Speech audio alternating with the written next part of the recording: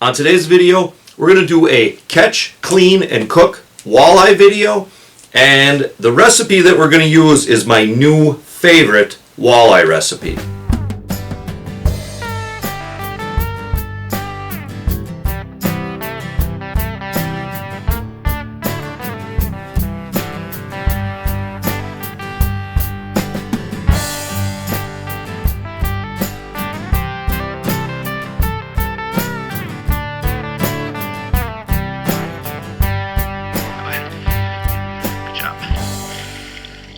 Hey there, outdoor YouTubers. It's Dave Knetter from Knetter's Practical Outdoors. And like I said earlier, today's video is going to be a catch, clean, and cook walleye video with more emphasis on the cooking part.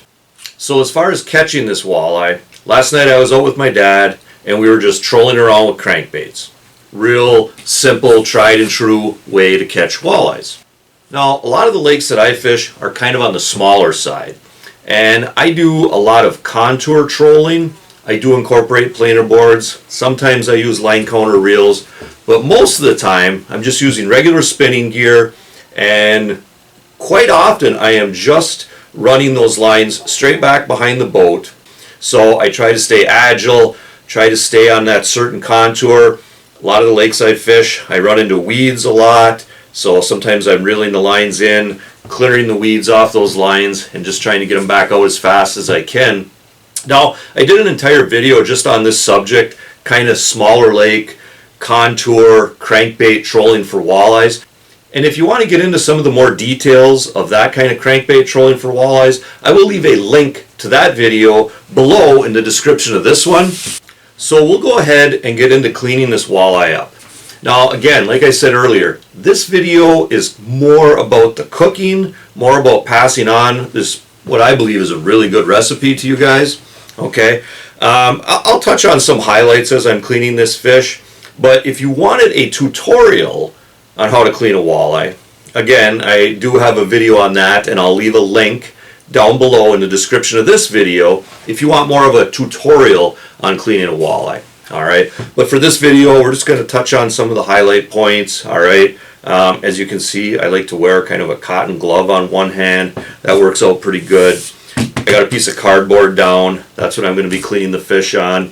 And I'll tell you, probably one of the most important things you can do, this is where I see a lot of people struggle with cleaning fish. I talk to a lot of people and they're like, I'm just no good at cleaning fish. I'm not very good at it.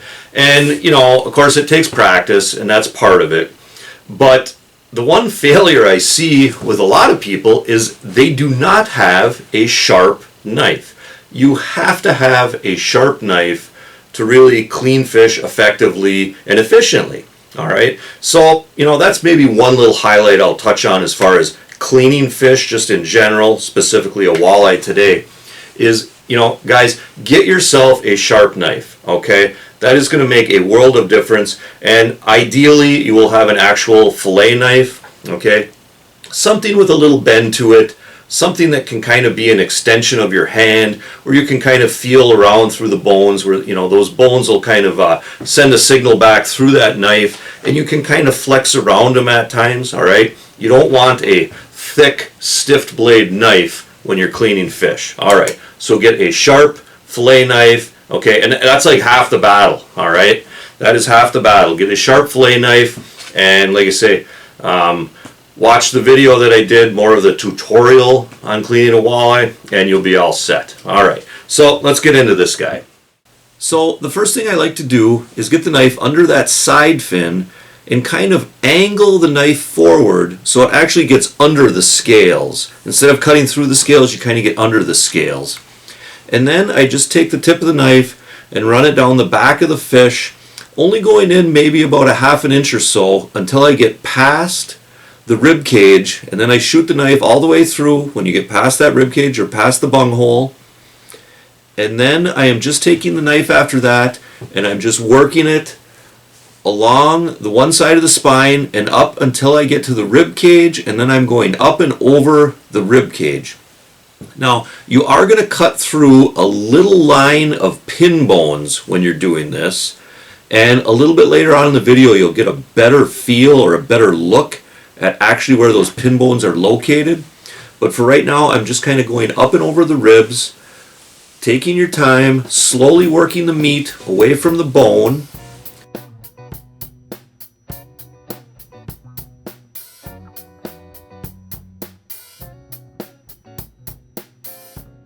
And then I'm just going to cut that fillet off. Sometimes that meat right below the belly isn't really the best tasting, so I don't get too worried about that. And then, you know, it's just going to be the same thing on the other side. Get underneath that side fin, angle in, work your way back, only going in, you know, maybe a half an inch or so, right along that spine, work your way back, get past the bunghole, go straight across and just hug that spine back all the way till you come out of the tail. Then just take your time, work that meat away from the bones. Again, you're going to go through some pin bones right there, and we'll get a better idea of where they're at here a little bit later on in the video. And then just work that meat away from the bones and cut that chunk off.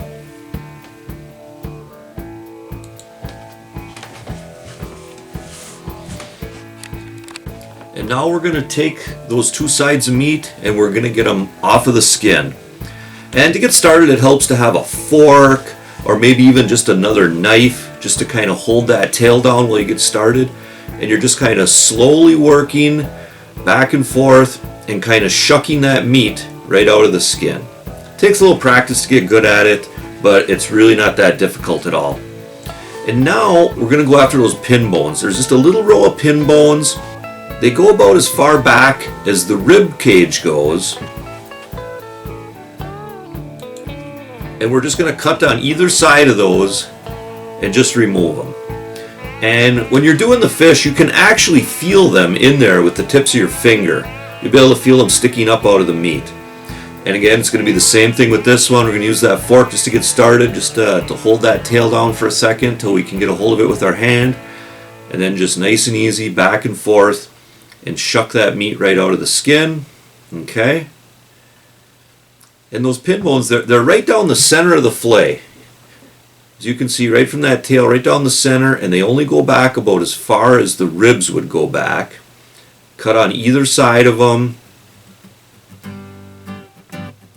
Pull that piece of meat out, cut it right out. Like I say, it's just going to be full of pin bones. You'll be able to feel them with your fingers. And there we have two real nice, boneless, skinless fillets of walleye. Then we're going to want to go ahead, we're going to want to rinse those off, make sure we get all the scales and everything else off of them. Get nice, clean pieces of meat.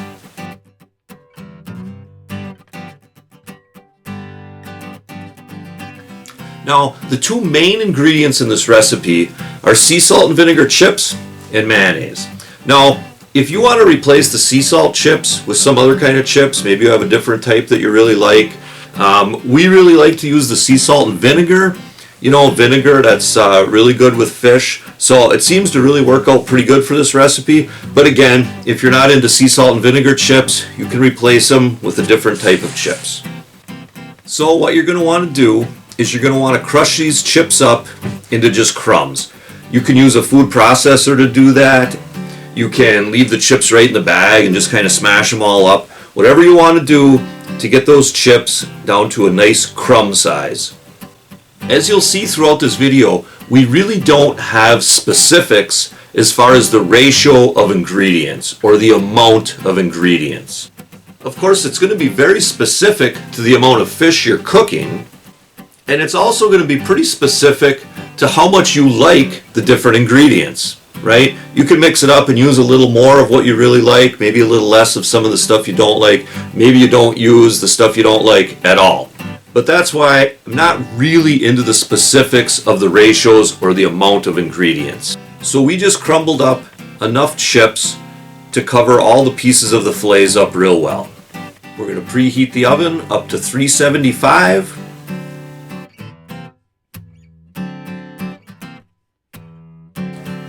And these are all the ingredients that we're going to mix up with the mayo. Garlic salt, dill weed, pepper, and salt.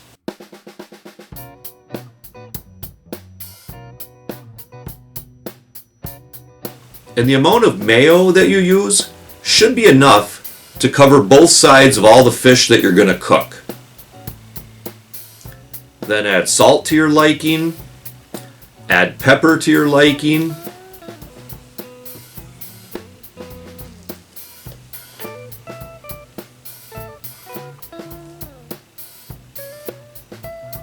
we like to go pretty heavy with the dill weed.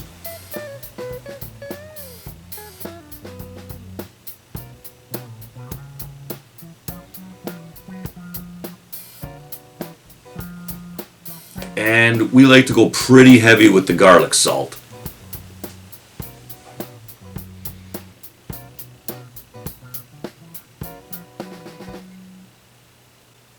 And then just go ahead and whisk it all together.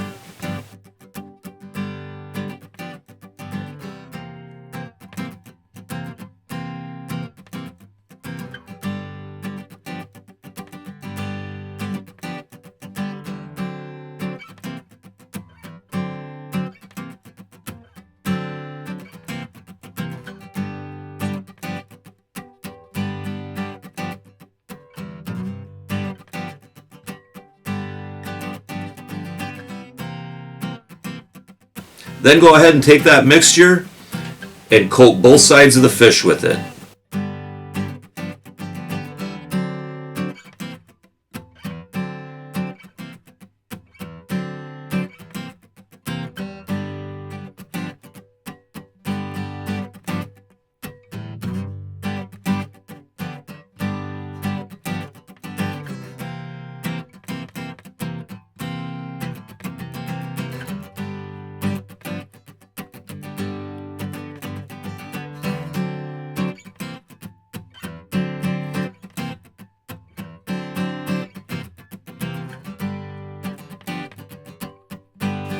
Then pour out those chip crumbs into a baking pan.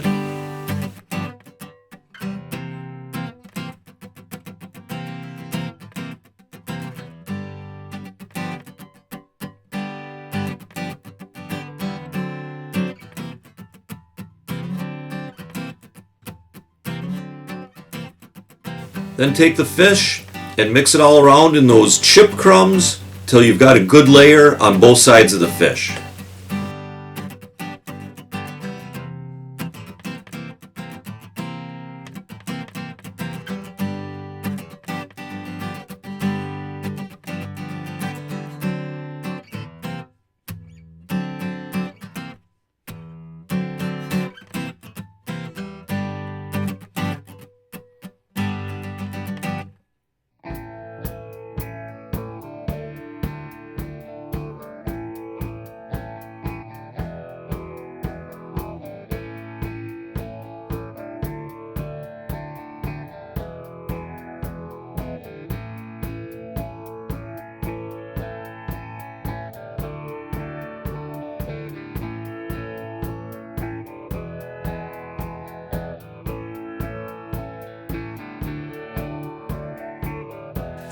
Then go ahead, stick them in the oven, and we're going to bake them in there for maybe 8 to 12 minutes, depending on the size of the fish. Then we're going to take them out, flip them, put them back in the oven, and bake them again for another 8 to 12 minutes.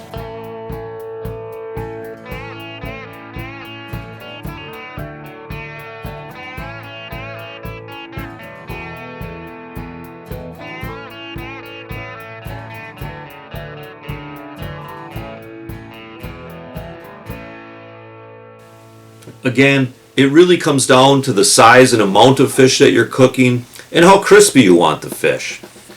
We kind of prefer it where it's just starting to get crispy on the outsides. We kind of consider that done. Add lemon or maybe even some more salt to your preference and go ahead and eat them up. Really good. Yeah. Sea salt and vinegar chips are really good. Yeah. No, I know. I like that recipe. It is real good. Mm-hmm. Yep. All right. Okay guys, there is my new favorite walleye recipe. If you like eating fish, give it a try. It's really good. And also, guys, remember to hunt fish, laugh, repeat. This is Dave Knetter from Knetter's Practical Outdoors. Hey, thanks for watching and God bless.